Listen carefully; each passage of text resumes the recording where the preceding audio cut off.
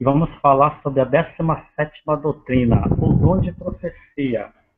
Vênia, gostaria que você comentasse a 17ª doutrina, o dom de profecia. Não, pois é, eu vou fazer diferente das últimas vezes. Porque eu quero entender o que que o William acha de errado para mim poder falar, né, alguma coisa. Porque para mim essa doutrina tá certa, entendeu? Agora eu quero saber o que que o William acha.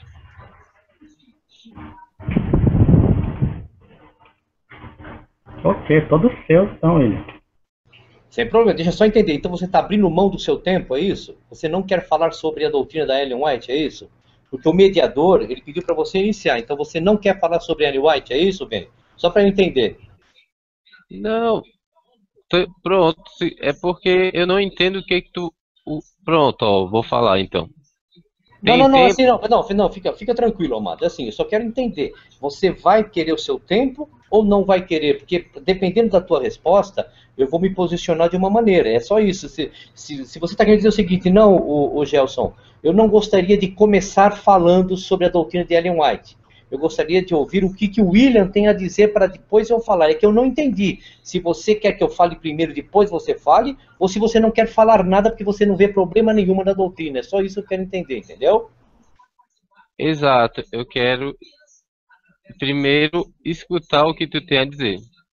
Ah, ok. Então você vai querer o seu tempo a falar, mas você quer que eu comece falando sobre a doutrina da Ellen White, é isso, né? Isso, isso. Ok, meu amado, sem problema. Vamos lá. Não há problema nenhum. Vamos lá. Compartilhou aí, né, Gelson? Tá compartilhado, sim. Só que Ok. tá aparecendo preto. Isso. Nós vamos lá. Então vamos lá, vamos dar uma lidinha aqui no preâmbulo sobre a 17ª doutrina, né, da Igreja Adventista. O dom de profecia. Vamos lá. Um dos dons do Espírito Santo é a profecia. Este dom é uma característica da igreja remanescente e foi manifestado no ministério de Ellen Goldwhite. Como a mensageira do Senhor, seus escritos são uma contínua e autorizada fonte de verdade e proporcionam conforto, orientação, instrução e correção à igreja. Eles também tornam claro que a Bíblia é a norma pela qual deve ser provado todo o ensino e experiência. Bom, vamos lá. Então eu vou passar o meu testemunho primeiro para a gente poder entrar diretamente nas passagens e tal, tudo mais. Vamos lá.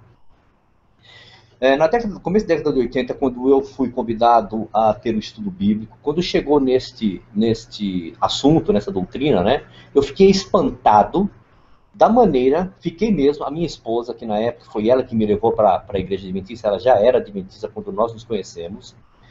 Eu até falei para minha esposa, eu falei assim, poxa vida, como é que a denominação adventista coloca os escritos de Ellen White no mesmo nível dos escritos da Bíblia, né?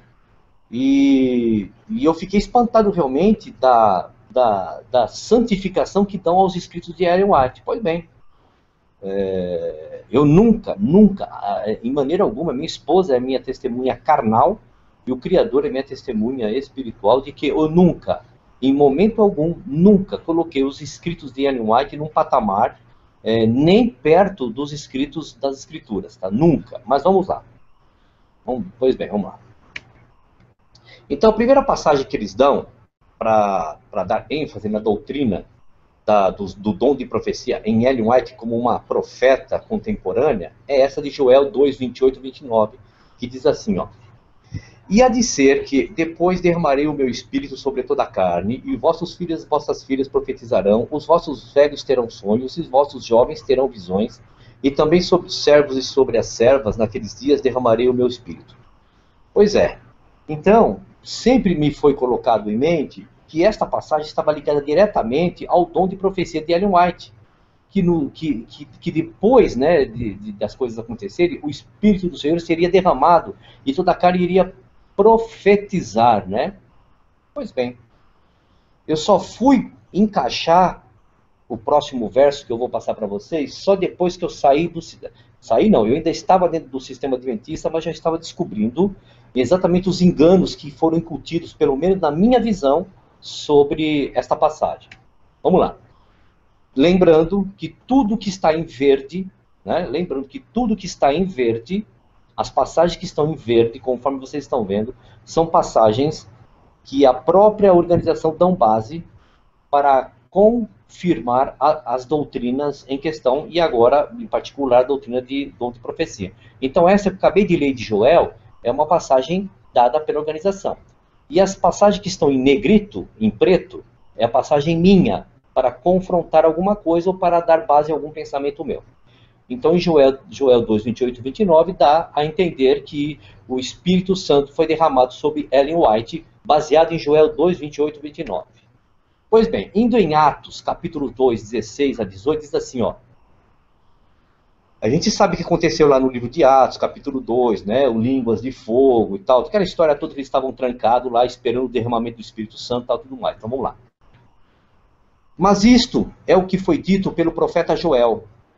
E nos últimos dias acontecerá... Opa, desculpa aí. E nos últimos dias acontecerá, diz Deus, que do meu espírito derramarei sobre toda a carne, e os vossos filhos e as vossas filhas profetizarão, os vossos jovens terão visões, e os vossos velhos sonharão sonhos, e também do meu espírito derramarei sobre os meus servos e as minhas servas naqueles dias, e profetizarão. Isso significa, amados, que aquela profecia de Joel não era uma profecia para Ellen White, ou seja, quem for. Era uma profecia para o que estava acontecendo em Atos, o derramamento do Espírito Santo em Atos. Portanto, esta profecia que eles dão como se fosse para Ellen White, já se cumpriu no Pentecoste. Porque esta mesma referência que eles dão para que Ellen White, o Espírito Santo foi derramado sobre ela profetizou, por isso escreveu não sei quantas mil páginas, não dá para encaixar aquela profecia de Joel para Ellen White, porque a própria Escritura diz que aquela profecia já se cumpriu lá no Pentecoste. Pois bem, agora eles dão uma outra passagem, Hebreus capítulo 1, dos versos 1 a 3, vamos lá.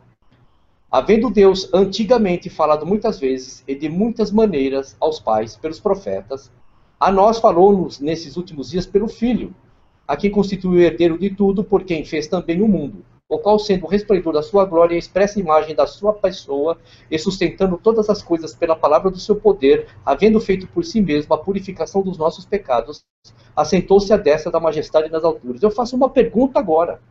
Pegar essa passagem para dizer que Ellen White recebeu o Espírito Santo por ter escrito coisas inspiradas, o que essa passagem está dizendo? Está dizendo que antigamente o Criador falou de muitas maneiras através dos profetas. E agora, quando Paulo escreve a nós, referindo-se ao tempo dele, falou através do Filho. O que Ellen White tem a ver com isso? Né? Foi falado pelos profetas e depois falou pelo Filho. Onde se encaixa Ellen White aqui? Eu não consigo encaixar Ellen White aqui nesse estudo, nesse tema, nessas passagens, do tema sobre o espírito de profecia dado a Ellen White. Vamos lá. Outra passagem, Apocalipse 12, 17. O dragão irou-se contra a mulher e foi fazer guerra ao remanescente da sua semente. Os que guardam os mandamentos de Deus e têm o testemunho de quem? De Ellen White ou de Jesus Cristo? Guarda os mandamentos e tem o testemunho de Jesus Cristo. A passagem não fala que tem o testemunho de Ellen White. De qualquer forma, o que esta passagem tem a ver com Ellen White? É uma pergunta que eu faço. São indagações que eu faço. O que esta passagem, eu fazendo um estudo bíblico sobre a doutrina do espírito de profecia, né, sobre Ellen White, tem a ver com ela essa passagem? Né? Vamos lá. Uma outra passagem também, nunca se esquecendo que as passagens em verde são passagens que a própria organização dá base para se dar uma credibilidade sobre o estudo bíblico do dom de profecia dado a Ellen White. Vamos lá.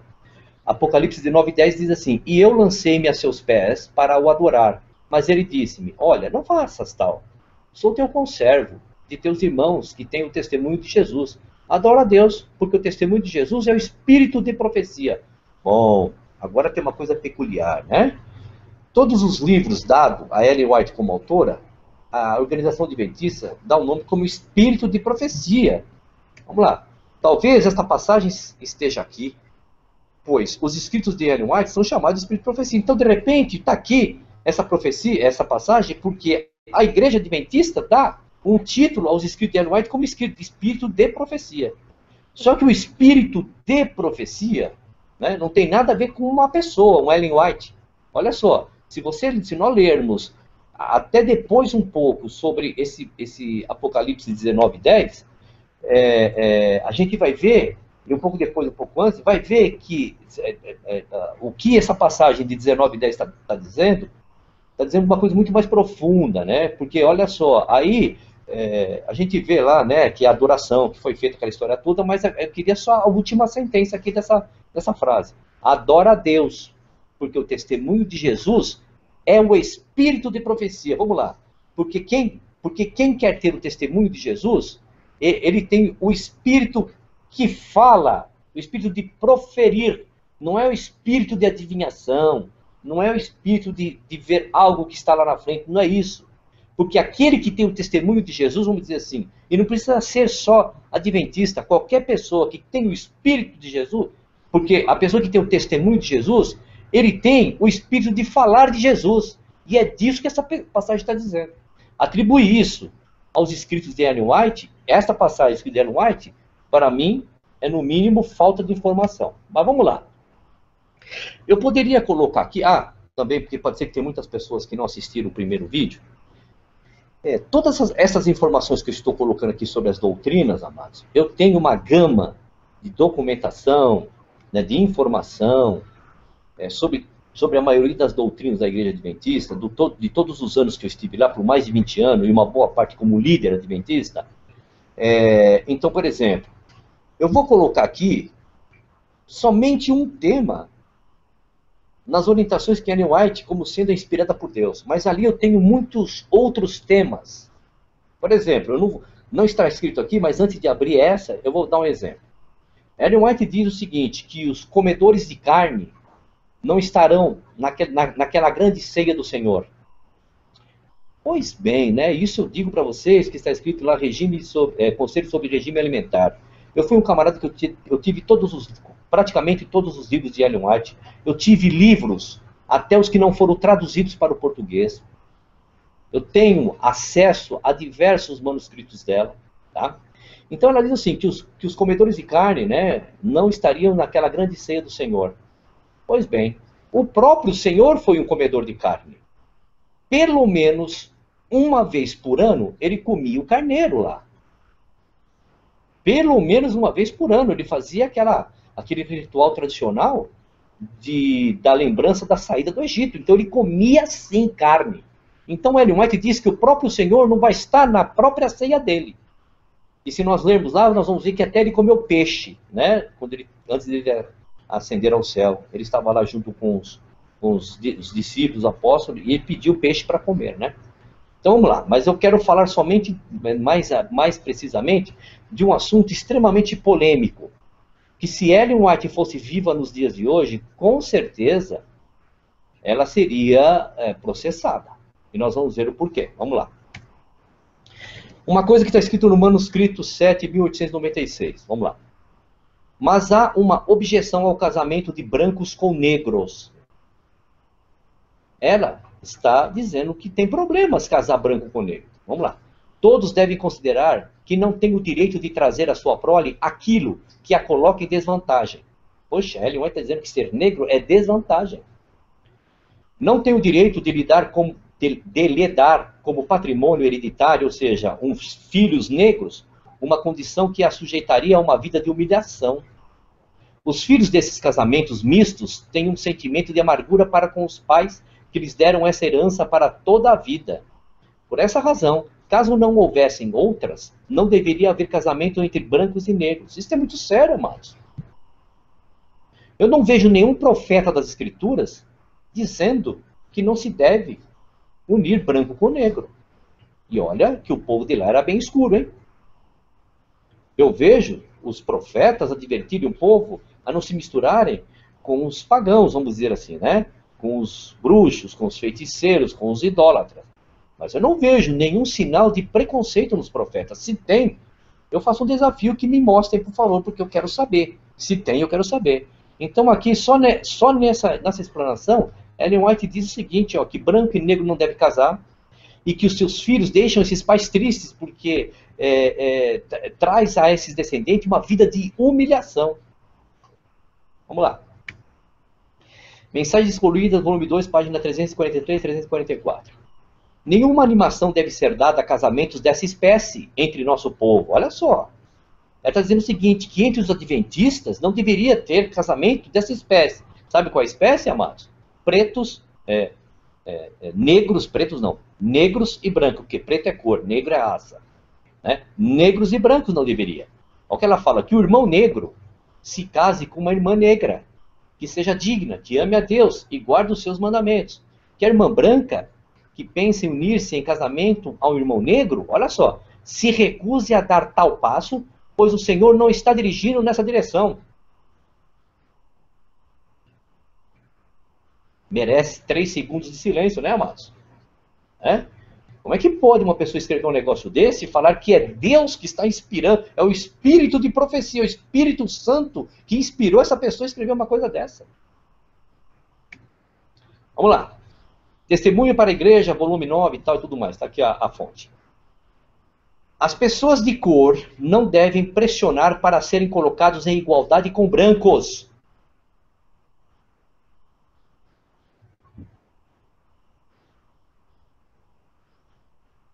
Mais 3 segundos de silêncio, né, amados?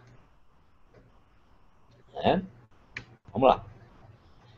Testemunho para a Igreja, novamente, página 202. Diz assim, ó. Oportunidades estão sempre aparecendo e muitos homens de cor são chamados ao trabalho. Mas, por muitas razões, os brancos devem ser escolhidos como líderes. Todos nós somos membros de um corpo que é completo unicamente em Jesus Cristo, que vai elevar seu povo de baixo nível, que o pecado degradou e então serão colocados onde devem ser reconhecidos nas cortes celestiais como trabalhadores junto a Deus. Vamos ler de novo isso? O quão profundo e preocupante é a profecia de Deus dada a uma mulher? Vamos lá. Sobre o assunto, sobre brancos e negros, vamos lá, vou ler de novo. Oportunidades estão sempre aparecendo e muitos homens de cor são chamados ao trabalho. Está dizendo o seguinte, ó, que os negros estão se sobressaindo lá na obra adventista da época lá e estão sendo chamados, mas aí ela vem a advertência dada por Deus através dela. Mas por muitas razões os brancos devem ser escolhidos como líderes, muitas razões, eu não sei quais são, mas no final eu vou falar o que os líderes adventistas falavam para mim e eu não consegui engolir essa e não consigo engolir até hoje. Pode ser verdade? Pode ser, mas eu não engulo. Vamos lá. Todos nós somos membros de um corpo que é completo unicamente em Jesus Cristo, que vai elevar seu povo de baixo nível, que o pecado degradou. O que será que ela está querendo dizer que vai elevar seu povo de baixo nível? Eu não quero ser leviano dizer que ela está dizendo disso dos negros. Não quero, porque não é isso que está afirmando. Aqui nessa passagem só afirma que os negros não deveriam ter posições de liderança dentro da organização adventista. Vamos lá. Parece que, pelo que escreveu Ellen White, a pessoa ser negro é estar em desvantagem em relação aos brancos, carregar um patrimônio hereditário inferior, viver uma vida de humilhação, ser amargurado por ser negro, viver proibido de se relacionar com um parceiro branco e ser incapaz de liderar. É o que eu entendi. Eu estou afirmando alguma coisa? De maneira nenhuma estou afirmando. Eu estou lendo alguma coisa, estou deduzindo algo. Se eu estiver errado, que alguém me corrija. Fala, não, William, não é isso. Agora me corrija se eu estiver errado. Porque é isso que eu estou lendo nessas passagens. Vamos ver uma outra passagem aí. Primeiros Escritos, página 276. O senhor de escravos terá de responder pela salvação de seus escravos, a quem ele tem conservado em ignorância. E os pecados dos escravos serão visitados sobre o senhor. Vamos lá. Deus não pode levar para o céu o escravo que tem sido conservado em ignorância e degradação. Deus não pode levar para o céu o escravo que tem sido conservado em ignorância e degradação? Vírgula. Nada sabendo de Deus ou da Bíblia. Nada temendo senão o açoite do seu Senhor, e conservando-se em posição mais baixa que as dos animais. Mas Deus faz por ele o melhor que um Deus compassivo pode fazer. O que ela está querendo dizer é o seguinte, que enquanto aquele negro for um escravo, olha só o que ela está dizendo, hein? Como inspirada por Deus. Enquanto aquele negro estiver debaixo do chicote, do açoite do seu Senhor, aquele camarada não tem salvação. Porque ele tem que conhecer a Bíblia e Deus para ter salvação. E se ele morrer escravo, ele está perdido. Aonde que está escrito isso nas Escrituras? Vamos lá. Permite-lhe ser como se nunca tivesse existido. Olha só, se ele morrer daquele jeito, é como se ele nunca tivesse existido. Ao passo que o Senhor tem de enfrentar as 7 últimas pragas, e então passar pela segunda ressurreição, e sofrer a segunda e mais terrível morte. Estará então satisfeita a justiça de Deus. Eu não vejo isso em nenhum lugar das Escrituras. Vamos lá. Mas se há um pecado acima de todo outro que atraiu a destruição da raça pelo dilúvio, foi o aviltante crime de união de homem e de besta, que deturpou a imagem de Deus e causou confusão por toda parte. Bom, né? Alguém aí pode dizer, ela está falando, sabe quem, dos gigantes, que isso é um outro assunto. Os anjos, né, que tomaram formas humanas, conforme o livro de Melquisedeque, eles coabitaram com as mulheres e criaram os gigantes. Né? A gente pode deduzir isso. Mas vamos lá. A gente tem que continuar lendo para ver. Toda espécie de animal que Deus criou foi preservada na arca. As espécies confusas que Deus não criara, resultante desta união, dessa união qual? Daquela que ela estava falando aqui, ó. União de homem e besta. Então, resultante, né, desta união, foram destruídas pelo dilúvio. Desde o dilúvio tem havido união de homem e besta, como pode ser visto nas quase infindáveis variedades de espécies animais e em certas raças de homens. Eu não vou ser leviano em dizer que ela está querendo dizer isso com os negros. Não vou, porque ela não está dizendo isso aqui. Agora eu queria saber o que ela está querendo dizer em certas raças de homens. Porque raça de homens eu só conheço uma, o ser humano. Qual é a outra certa raça de homem que ela está querendo dizer aqui? Observação. Pela ciência, relações sexuais tanto de homens com animais, quanto de animais com outras raças de animais, não dá origem a outras espécies. Levando em consideração as declarações até aqui, não é de se estranhar de que esteja se referindo aos negros, como resultado da união de homens e bestas. Talvez, eu vou acrescentar a palavra talvez, porque ela não afirma isso. Só que ela fala da união de homem e besta. Pela ciência nós sabemos que se eu cruzar com uma cadela, não vai nascer um meio homem, meio cachorro. Todo mundo sabe que se uma mulher se deitar com um cavalo, ela não vai gerar um meio homem, meio cavalo. Todo ser humano, através da ciência, sabe que se cruzar um tubarão com uma vaca, não vai nascer nada. Não existe isso. Então, eu não afirmo, mas deduzo que ela talvez esteja falando de certas raças de homens, esteja falando de negros. Mas vamos lá. Sendo assim, para Ellen White, o negro pode ser uma imagem desfigurada do Criador, é uma certa raça de homem, é produto de uma grande confusão, é produto da união entre homem e besta, e quanto ao casamento interracial, deixa entender, não estou afirmando nada aqui, que considera-se um grande pecado a união de uma mulher branca com um homem negro e vice-versa, uma vez que está claro que a união destes é um pecado acima de todo outro. Então, antes de finalizar, que já finalizou os slides, alguns chegam para mim e falam assim, sabe o que acontece, William? Ellen White era refém da época dela, sobre o problema dos escravos nos Estados Unidos.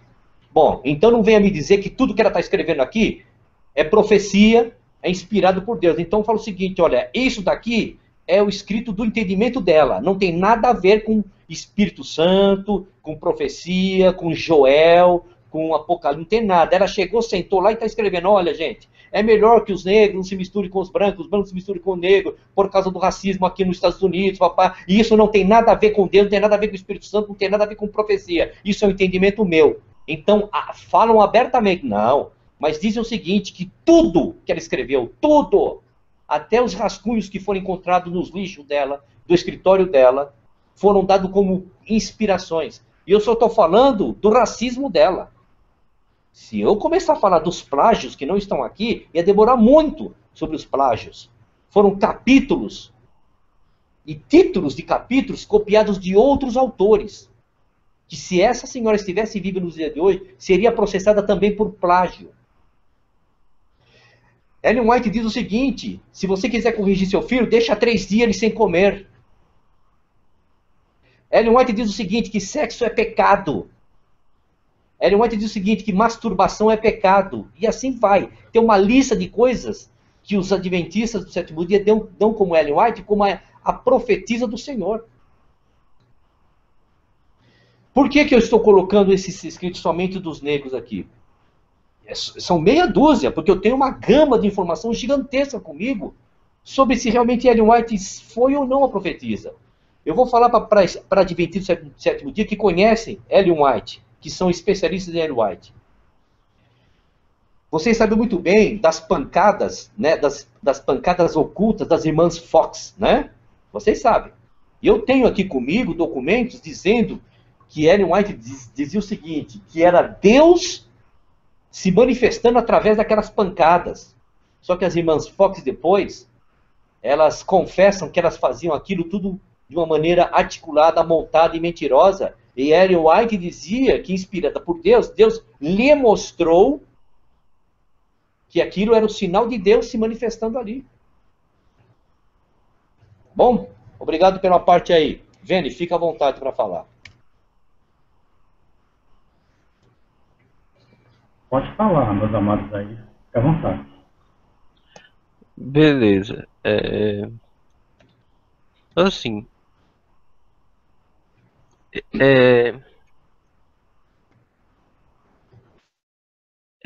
eu não sei, né? Os adventistas, eles acreditam que Ellen White é uma profetisa, né? A maioria dos adventistas acredita nisso. Eu, como adventista, assim, eu não me considero bem um adventista.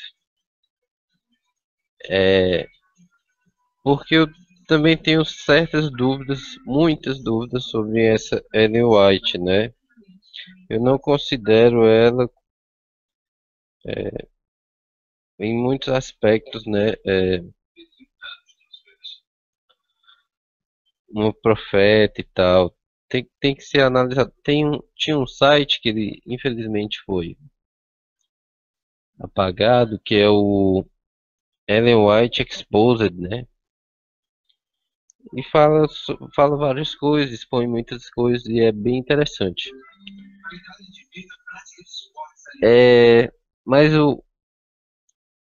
o William falou uma coisa interessante sobre a profecia de Atos 2:17. E nos últimos dias acontecerá, diz Deus, que do meu espírito derramarei sobre toda a carne, e os vossos filhos e as vossas filhas profetizarão.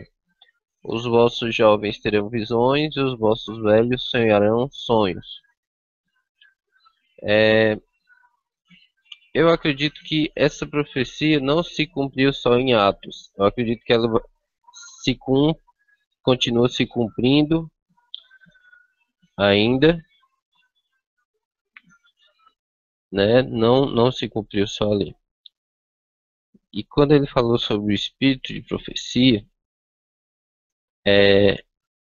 eu não sei, mas eu acho que os adventistas dizem que é só Ellen White. Eu acredito que qualquer outra pessoa possa ter esse espírito de profecia.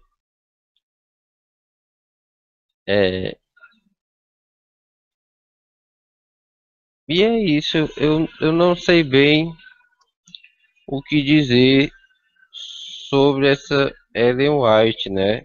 Eu acho que hoje em dia os adventistas já estão mudando um pouco essa. Claro que a maioria, eu acredito que, como Adventismo sétimo dia, não é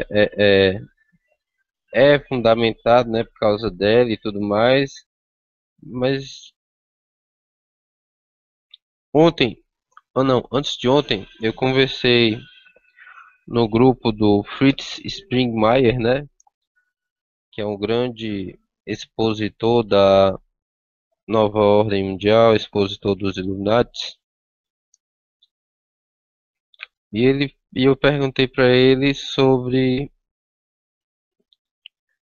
Perguntei para o grupo, né, sobre os adventistas do sétimo dia e tudo mais. E ele me explicou que os adventistas, que William Miller, né, foi um maçom, né, e que o adventismo foi criado como é, uma é porque os Illuminati eles trabalham como é, sim, não, é, esqueci agora. É como tese, antítese e síntese, né? E os adventistas foram criados, segundo ele, como se fosse uma antítese, né? Porque a síntese produzida pelos Illuminati é sempre aquelas, é tudo provocada também. E que o adventismo no sétimo dia, né? Ele faz uma dualidade. Se você não é adventista, você tá, tá errado, tá, não, é anticristão e tudo mais. Ou é adventista ou é católico. Ei, Denis, você começa com o Dom lá.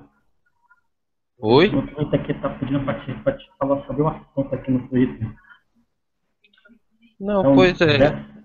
é o 18º, 17º. Não, então eu já falei, era só pra tentar colocar assim, porque eu acredito que Ellen White, ela não seja uma profetisa mesmo. Eu não acredito em muitas coisas dela. Talvez algum, talvez não me considerem como adventista, talvez eu não seja. Mas assim, outras coisas, como a guarda do sábado, é, eu acredito que essas coisas estejam corretas. É isso.